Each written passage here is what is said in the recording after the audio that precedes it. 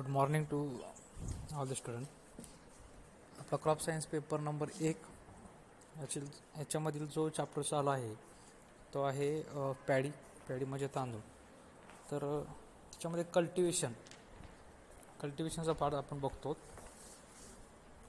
तर आपण पहिल्यांदा जे 2 कल्टिवेशन्स बघितले ते कल्टिवेशन्स मेथड, त्याच्यामध्ये पहिल्या 2 मेथड बघितले. त्याच्यामध्ये पहिली मेथड आहे ड्राय कल्टिवेशन, 2 नंबरची आहे सेमी ड्राय कल्टिवेशन आणि 3 नंबरचे आहे वेट कल्टिवेशन, 4 नंबरचे आहे इंटेन्सिव्ह मेथड और Japanese method of rice cultivation. तर आता आपण 3 नंबरची मेथड बघत आहोत, ते म्हणजे वेट कल्टिवेशन. वेट, तर वेट ह्या शब्दाचा अर्थ आहे ओलावा. ड्राय ह्या शब्दाचा अर्थ आहे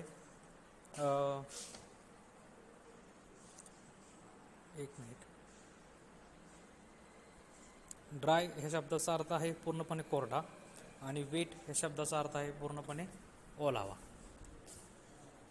तर वेट कल्टिवेशन संदर्भात आपण बघूया. 1 नंबरला काय म्हणले, this is more developed method of rice cultivation and is practised where there is an assured supply of irrigation water. तर ज्या ठिकाणी दिस इज मोर डेव्हलप्ड, तर वेट कल्टिवेशन जी आहे मेथड्स आहे, तर ही सगळ्यात जास्त प्रगतशील असलेली अशी ही पद्धत आहे. It is a more developed method of rice cultivation. It is a practised where there is a assured supply of irrigation water. की ज्या ठिकाणी वॉटर सप्लाय म्हणजे पाण्याचा पुरवठा सर्वाधिक जास्त असेल अशा ठिकाणी वेट कल्टिवेशन ही मेथड या ठिकाणी वापरात आणली जाते. ज्या ठिकाणी पाण्याचा पुरवठा सर्वाधिक जास्त असेल अशा ठिकाणी वेट कल्टिवेशन ही जी पद्धत आहे या ठिकाणी ती वापरली जाते. तर अश्युर्ड सप्लाय ऑफ इरिगेशन वॉटर, ज्या ठिकाणी पाणी मुबलक प्रमाणात उपलब्ध आहे त्या ठिकाणी वेट कल्टिवेशनची पद्धत लागवडीसाठी वापरली जाईल. नेक्स्ट नंबर काय म्हणले, many a time it is not possible to either raise the seedlings in a nursery or transplant all the field due to shortage of labour. तर बघा की प्रत्येक वेळेस याच्यामध्ये अर्थ असा आहे की प्रत्येक वेळेस जर राईस आहे म्हणजे तांदळाच्या संदर्भात काय होत असतं की त्याचे जे सीडलिंग्स असतात, ठीक आहे, तर सीडलिंग्स म्हणजे बियाणे असतील, तर हे ते जे सीडलिंग्स असतील ते सीडलिंग्स किंवा ट्रान्सप्लांट म्हणजे काय ठिकाणी काय केले जाते की राईसचे याकडे आपल्या नर्सरीमध्ये आपले राईस तांदळाचे पीक नर्सरीमध्ये घेतलं जातं आणि त्यानंतर ते पूर्णपणे फील्डवरती या ठिकाणी ते ट्रान्सप्लांट केलं जातं. ते फील्डवरती नंतर लावलं जातं, त्याला ट्रान्सप्लांटिंग म्हणतात. तर प्रत्येक वेळीच असं प्रकारचं ट्रान्सप्लांटिंग करणं प्रत्येक वेळीच पॉसिबल नाही, शक्य नाही. त्याच्यामुळे वेट कल्टिवेशन ही मेथड या ठिकाणी वापरात आणली जाते. कशामुळे ते पॉसिबल नाही, तर shortage of labour, due to shortage of labours म्हणजे लेबरचा कामगारांची कमतरता असल्यामुळे प्रत्येक वेळेस ट्रान्सप्लांटिंग किंवा इतर ह्याच्यानी किंवा रेजिंग सीडलिंग्स हे पॉसिबल नाही. त्याच्यामुळे आपण काय करतो, हे डायरेक्टली आपापल्याच फील्डवरती किंवा आपल्या शेतामध्ये हे वेट कल्टिवेशन या पद्धतीने आपण या ठिकाणी राईसचं पीक म्हणजे तांदळाचं पीक या ठिकाणी घेतलं जाऊ शकतं. त्याच्यानंतर 3 नंबर काय म्हणले, in such cases seeds are soaked in a water and kept in gunny bags for 1 to 2 days for sprouting. तर काय केलं जातं त्याच्यामध्ये की पहिल्यांदा जे त्याचे तांदळाचे जे सीड्स आहेत, तांदळाचे जे बियाणे आहेत, तर बियाणे पाण्यामध्ये भिजत ठेवले जातात आणि पाण्यामध्ये भिजवून त्याच्यानंतर ते आपलं एखादं पोता असेल किंवा एखादं बारदाना असेल, त्या बारदानावरती ते अंतरले जातात फॉर 2 days. कशासाठी, फॉर स्प्राउटिंग म्हणजे लहान बीज अंकुर निर्माण होण्यासाठी, फुटण्यासाठी ते त्या गनी बॅग्सवरती म्हणजे आपल्या जे पोता असेल त्याच्यावरती ते अंथरून ठेवले जातात. कधी तर पहिल्यांदा ते पाण्यामध्ये भिजवले जातात आणि त्याच्यानंतर त्या गनी बॅग्सवरती ते अंथरून ठेवले जातात. कशासाठी, फॉर स्प्राउटिंग म्हणजे बीजाचे अंकुर निर्माण होण्यासाठी. Then sprouted seed are directly broadcast in a puddled field. तर डायरेक्टली ब्रॉडकास्टिंग. तर काय झालं तर की जे स्प्राउटिंग ज्याच्यावरती लहान लहान बीज अंकुरे आलेले आहेत, तर ते बीज अंकुरे आलेले जे सीड्स आहेत, जे बियाणे आहेत, ते डायरेक्टली ब्रॉडकास्ट केले जातात. ब्रॉडकास्ट म्हणजे ते डायरेक्टली पसरले जातात हाताने असे डायरेक्टली फेकून दिले जातात आपल्या शेतामध्ये, किंवा आपण ज्या ठिकाणी राईस कल्टिवेशन, ज्या ठिकाणी तांदळाचं पीक घेणार आहे, अशा ठिकाणी ते डायरेक्टली फेकून दिले जातात. त्याच्यानंतर पुढे काय केलं तर this method is commonly followed in a khar land of a coastal area where transplanting of a seedlings is difficult due to puddling of a field to a greater depth. खार लँड म्हणजे ज्या ठिकाणी समुद्रकिनाऱ्याचा जो एरिया आहे, अशा एरियामध्ये या ठिकाणी ही जी मेथड्स आहे, ही मेथड्स वापरली जाते. बघा की वेट कल्टिवेशनच्या आपण संदर्भात बघतो, तर वेट कल्टिवेशन ज्या ठिकाणी अश्युर्ड रेनफॉल किंवा अश्युर्ड इरिगेशन वॉटर, ज्या ठिकाणी पाण्याचा पुरवठा मुबलक प्रमाणात आहे, अशा ठिकाणी वेट कल्टिवेशन ही मेथड या ठिकाणी वापरली जाते. ज्या ठिकाणी नर्सरीज किंवा नर्सरीजचं उपलब्धता नाही, ट्रान्सप्लांटिंग करणं फार अवघड आहे, अशा ठिकाणी वेट कल्टिवेशन या पद्धतीचा वापर केला जातो. तर सर्वात पहिल्यांदा काय केलं जातं तर जे तांदळाचे जे सीड्स आहेत, तांदळाचे जे बियाणे आहेत, ह्या बियाणे या ठिकाणी म्हणजे पाण्यामध्ये भिजवले जातात आणि त्याच्यानंतर ते पाण्यामध्ये भिजवून डायरेक्टली काय केले जातात, पोत्यावरती अंथरून ठेवले जातात किंवा एखाद्या बारदानावरती अंथरून ठेवले जातात आणि त्याच्यामधून असे अंथरून ठेवल्यानंतर 2 दिवस असेच मोकळे ठेवले जातात आणि 2 दिवसानंतर त्याला काही बीज अंकुर येतात आणि बीज अंकुर आल्यानंतर ते जे बीज अंकुर आलेलं आहे ते डायरेक्टली आपल्या फील्डवरती किंवा आपल्या क्षेत्रावरती त्याची डायरेक्टली ब्रॉडकास्ट केले जातात. ब्रॉडकास्ट म्हणजे असे विस्कटले जातात. तर ह्या मेथड्सला वेट कल्टिवेशन असं म्हटलं जातं. आणि ह्या पद्धतीची ही जी पद्धत आहे ही स्पेशली खार लँड म्हणजे ज्या ठिकाणी कोस्टल लँड, त्या समुद्र किनाऱ्याचा जो एरिया आहे, कोस्टल लँड, खार लँड, तर अशा भागामध्ये ही मेथड्स या ठिकाणी या पद्धतीचा वापर केला जातो. त्याच्यानंतर बघा 4 नंबरचं आहे intensive method of rice cultivation. त्याच्यामध्ये काय म्हणलं की जॅपनीज मेथड. जपानच्या एरियामध्ये जी मेथड्स वापरली गेलेली आहे, पद्धत वापरली गेली आहे, त्याला जॅपनीज मेथड म्हटलं जातं. तर 1 नंबरला जॅपनीज मेथड, 4 नंबरची आहे जॅपनीज मेथड. त्याच्यामध्ये काय म्हणलं, this is the most perfect method of rice cultivation in which all the recommended package of practice are adapted. तर सर्वाधिक जास्त सक्सेसफुल असलेली, सर्वाधिक जास्त यशस्वी असलेली जर कुठली जर पद्धत असेल तर ती आहे Japanese method. This is the most perfect, परिपूर्ण अशी एक पद्धत आहे असं म्हणायला काय हरकत नाही. This is the most perfect method of rice cultivation in which all the recommended package of practice are adapted. तर आपल्याला ज्या गोष्टी प्रॅक्टिसेस करायच्या आहेत राईस कल्टिवेशनमध्ये, जे करावं लागतं ते सगळं जॅपनीज मेथडच्या माध्यमातून करू शकतो. जॅपनीज मेथड ही सर्वाधिक जास्त उपयोगी असलेली पद्धत आहे. 2nd नंबर काय म्हणलंय, this method is followed in area having assured supply of water. तर ज्या ठिकाणी वॉटर सप्लाय असेल, म्हणजे पाण्याचं प्रमाण सर्वाधिक आहे किंवा पाण्याची उपलब्धता चांगल्या पद्धतीची आहे, अशा एरियामध्ये ही मेथड्स या पद्धतीचा वापर केला जाईल. दिस method is followed in the area having assured supply of water and farmer can apply heavy dose of manures and fertilizer. तर ज्या ठिकाणी जे शेतकरी आहेत, तर शेतकरी जास्तीत जास्त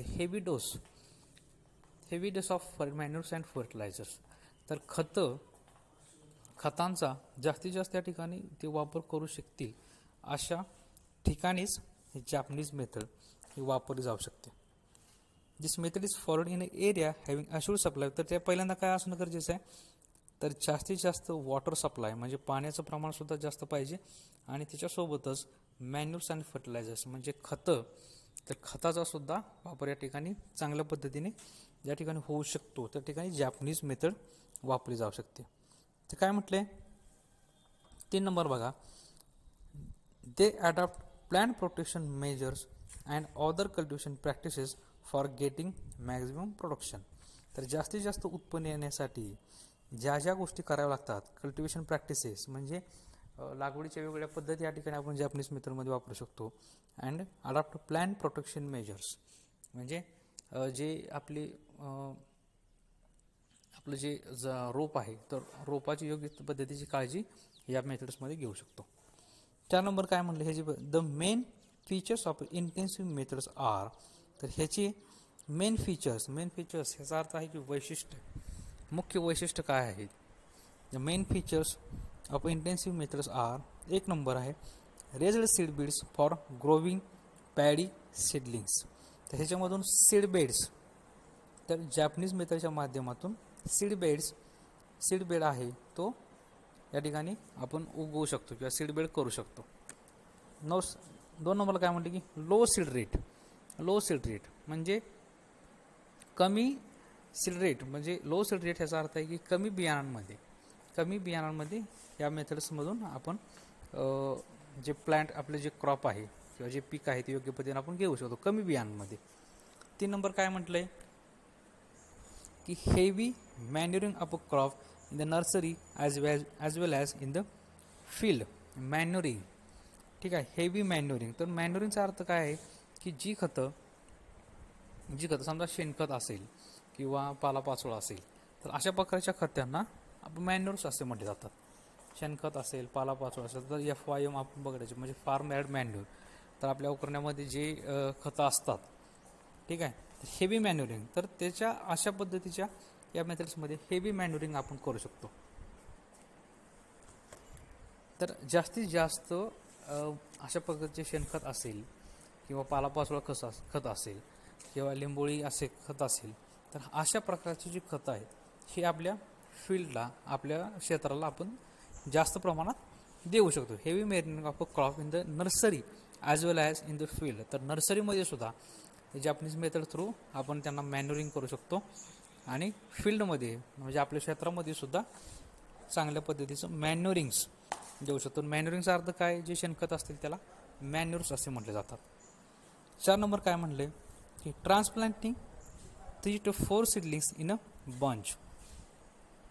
3 ते 4 वेगवेगळे सीडलिंग्स आहेत ते बंचमध्ये या ठिकाणी ट्रान्सप्लांट केले जाते. 5 नंबर काय म्हटले, transplanting seedlings in a rows in the field. Rows म्हणजे आपण ट्रान्सप्लांटिंग करताना योग्य रांगेमध्ये आपण या ठिकाणी ट्रान्सप्लांट करू शकतो. Transplanting in the rows, transplanting seedlings in the rows in the field. नंतर 6 नंबर काय म्हणले की बेटर इंटरकल्चरिंग. इंटरकल्चरिंग ह्या शब्दाचा अर्थ आहे की आंतरमशागत. तर जॅपनीज मेथडमधून आपण या ठिकाणी योग्य पद्धतीची आंतरमशागत करू शकतो. तर बघा की Japanese method of rice cultivation किंवा intensive method of rice cultivation. तर ह्याच्यामध्ये काय म्हटले, ज्या ठिकाणी अश्युर्ड सप्लाय ऑफ वॉटर म्हणजे ज्या ठिकाणी चांगल्या पाण्याचा पुरवठा योग्य पद्धतीचा आहे किंवा चांगल्या पद्धतीचं पाणी ज्या ठिकाणी उपलब्ध आहे अशा ठिकाणी जॅपनीज मेथड ऑफ ट्रान्सप्लांटिंग या ठिकाणी वापरली जाऊ शकते. त्याच्यानंतर असं म्हटलं की दिस मेथड इज फॉलोड इन ज्या ठिकाणी मॅन्युअर्स आणि फर्टिलायझर्स, ज्या ठिकाणचे शेतकरी मॅन्युअर्स आणि फर्टिलायझर्स म्हणजे खतं असतील आणि शेणखत वगैरे जे आहे तर हे जास्त प्रमाणात देऊ शकतात त्या ठिकाणी ही मेथड्स वापरली जाऊ शकते. त्याच्यानंतर काय म्हटले, तर ह्याचे आपण मेन फीचर्स बघितले. The main features of intensive methods are. तर मेन फीचर्स काय, raised seed beds for growing paddy seedlings, low seed rate म्हणजे कमीत कमी या ठिकाणी बियाणं लागतील, जास्त बियाणाची गरज नाही. त्याच्यानंतर heavy manurings of crop in the nursery as well as in the fields. तर या ठिकाणी आपण हेवी मॅन्युरिंग्स करू शकतो म्हणजे जास्तीत जास्त आपण शेणखत या ठिकाणी देऊ शकतो. त्याच्यानंतर transplanting 3 to 4 seedlings in a bunch. तर बंचमध्ये तर याकडून ज्यावेळेस ट्रान्सप्लांट म्हणजे या ठिकाणून नर्सरीजमध्ये तयार केलेलं रोप आहे ते आपापल्या क्षेत्रामध्ये नेऊन पेरणं, त्याला ट्रान्सप्लांटिंग म्हटलं जातं. तर तर ह्या ठिकाणी कसं केलं जातं की ट्रान्सप्लांटिंग करताना 3 ते 4 सीडलिंग्स, 3 ते 4 या ठिकाणचे जे बियाणं आहेत, 300 त्या बियाणे जे अंकुर आलेले आहेत, तर एकाच वेळेस ते 3 ते 4 सीडलिंग्स आपण दुसऱ्या क्षेत्रामध्ये ट्रान्सप्लांट करू शकतो. त्याच्यानंतर transplanting seedlings in rows in the field, रोजमध्ये म्हणजे एका रांगेमध्ये सुद्धा ह्या ठिकाणी ट्रान्सप्लांट करू शकतो. ह्याच्यानंतर काय म्हणलं की बेटर इंटर कल्चरिंग, म्हणजे आंतरमशागत असेल तर आंतरमशागत सुद्धा आपण चांगल्या पद्धतीची करू शकतो.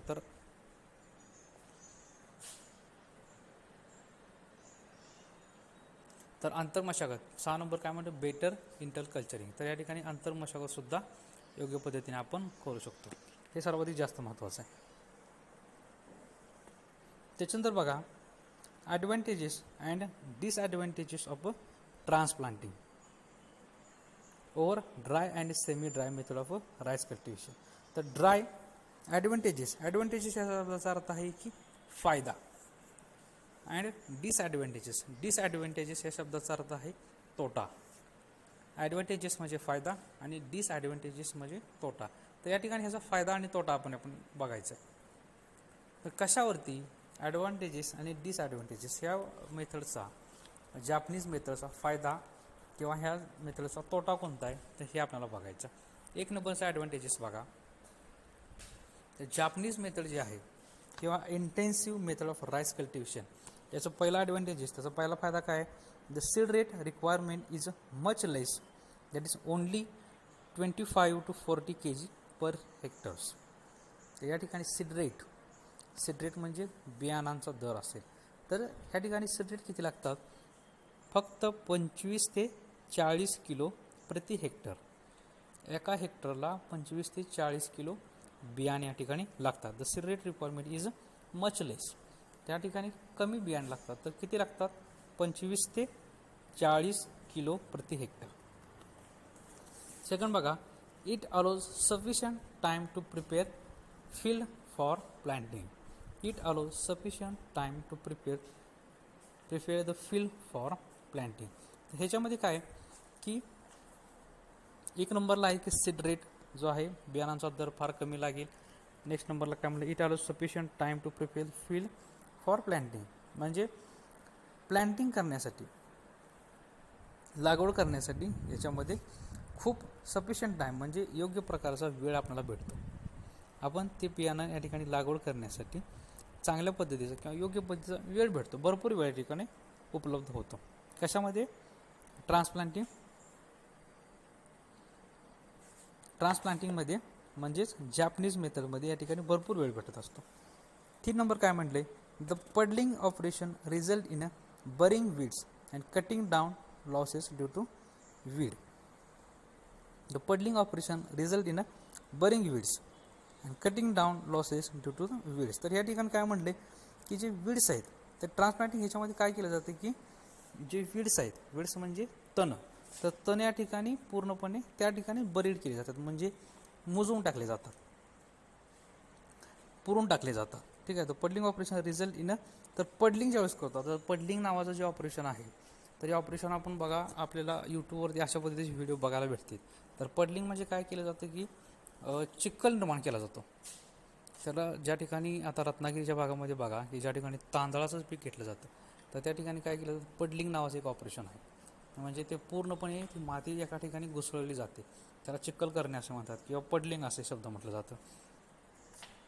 ठीक आहे. The puddling operation result in burying weeds, म्हणजे ह्या ऑपरेशन्समध्ये काय होतं की जे वीड्स आहेत, वीड्स म्हणजे तण आहेत, ते तण या ठिकाणी बरीड केले जातात, म्हणजे मुजवले जातात किंवा आतल्या आतच मुजून जातात, पुरले जातात. ठीक आहे. त्याच्यानंतर बघा 4 नंबर काय म्हणले, the transplanted seedlings in the soft puddled soil food for fresh roots in all direction and this the extended root system enable full utilisation of nutrients from all around the area. तर ह्याच्यामध्ये काय म्हणतात की जे roots आहेत, ठीक आहे, तर रूट्स म्हणजे मुळं आहेत, तर जे मुळं आहेत हे मुळं या ठिकाणी जास्तीत जास्त लांबपर्यंत पसरले जातात. जे मुळं आहेत ते मुळं जास्तीत जास्त लांबपर्यंत पसरले जातात.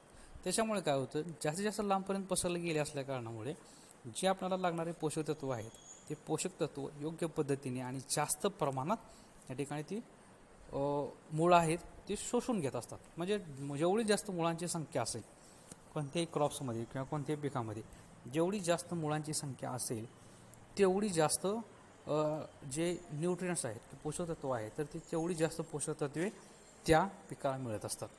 मुळाची संख्या जेवढी जास्त तेवढी जास्त पोषक तत्वे त्या पिकाला या ठिकाणी मिळत असतात. तर ह्याच्यामध्ये काय म्हणले की the transplanting seedlings in the soft puddled soil put forth fresh root in all direction. जे रूट आहेत, जे मुळं आहेत ते काय होतात की ऑल डायरेक्शन, तर ते जे मुळं आहेत ते सगळ्याकडच्या बाजूला पसरले जातात आणि सगळीकडे पसरले गेल्या कारणामुळे ही जी मुळं आहेत thus the extended root system enable full utilisation of nutrients.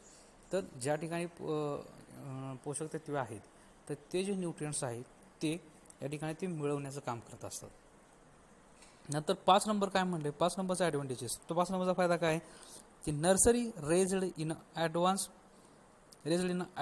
enable the farmer to transplant his field at the right time. The nursery raised in advance enable the farmer to transplant his field at the right time. तर ह्या ठिकाणी nursery या ठिकाणी निर्माण केली जाते. ठीक आहे, तर त्याच्यामुळे नर्सरी निर्माण झाल्या असल्या कारणामुळे तिची ट्रान्सप्लांट करण्यासाठी तिच्या फील्डला त्याच्या क्षेत्रामध्ये ट्रान्सप्लांट करण्यासाठी योग्य वेळी ट्रान्सप्लांट करू शकतो. या ठिकाणी नर्सरी आपण करली असल्या कारणामुळे योग्य वेळेस आपण ते ट्रान्सप्लांट करू शकतो. 6 नंबर काय म्हणले, by taking adequate plant protection measure in the nursery area itself further loss due to pest and disease can be appreciably minimized. तर ह्याच्यामध्ये काय म्हणले की by taking adequate plant protection म्हणजे आपलं जे पीक आहे तर पिकाची योग्य पद्धतीची काळजी घेतली असल्या कारणामुळे जे plant protection measure in the nursery areas, तर आपले जे नर्सरीज आहे तर नर्सरीमध्ये पिकाची योग्य पद्धतीची काळजी घेतली असल्या कारणामुळे पेस्ट अँड डिसीजेस म्हणजे कीड आणि रोग याच्यापासून जे लॉसेस याच्यापासून जो आपला तोटा किंवा आपलं जो नुकसान होणार आहे ते नुकसान या ठिकाणी पूर्णपणे थांबलं जाईल. तर हे त्याचं ॲक्च्युली ट्रान्सप्लांटिंगचं ॲडव्हान्टेजेस आहे. त्याच्यानंतर डिसॲडव्हान्टेजेस बघा. पहिला डिसॲडव्हान्टेजेस काय आहे, the labour required for transplanting is more and it is scarcity. ठीक आहे, तर काय म्हटलं आहे की लेबरचं जे प्रमाण आहे, लेबरची जी रिक्वायरमेंट आहे ती या ठिकाणी सर्वाधिक जास्त आहे. The labour requirement for transplanting is more and if there is a scarcity of labour it is not possible to finish transplanting within the limited period. तर या ठिकाणी लेबरची कमतरता असते, मजुराची कमतरता. तर ह्या ट्रान्सप्लांटिंगमध्ये मजुरांची कमतरता आहे. म्हणजे नर्सरी बेड, आता बघा की आपण एखादी नर्सरी चालू केली तर नर्सरीमध्ये आपल्याला रोज मजूर लागत असतात. ठीक आहे, तर नर्सरी बेड तयार करण्यासाठी असेल किंवा बाकीचे ते ट्रे भरण्यासाठी असेल किंवा सगळ्या गोष्टीसाठी मजूर लागत असतात. तर ज्या वेळेस मजुराची जर कमतरता या ठिकाणी आपल्याला असेल, तर ट्रान्सप्लांटिंग मेथड जी आहे ही पद्धत या ठिकाणी आपण वापरू शकत नाही. तर बघा, मी पहिल्यांदा असं सांगतो की ट्रान्सप्लांटिंग म्हणजे काय हे लक्षात घ्या. ट्रान्सप्लांटिंग ह्याचा अर्थ असा आहे की जे नर्सरीजमध्ये आपण ते पीक, ते सीडबेड निर्माण केले जातात. नर्सरीजमध्ये आपण बियाणे लागवड करून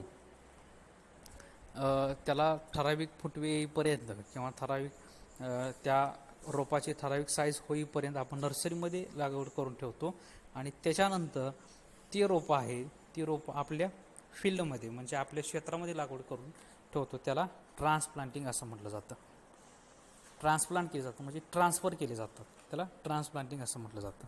तर त्याच्यामध्ये काय म्हटलं आहे, ह्याचे ॲडव्हान्टेजेस म्हणजे फायदे, डिसॲडव्हान्टेजेस म्हणजे तोटे. तर आपण फायदे आणि तोटे बघतोय.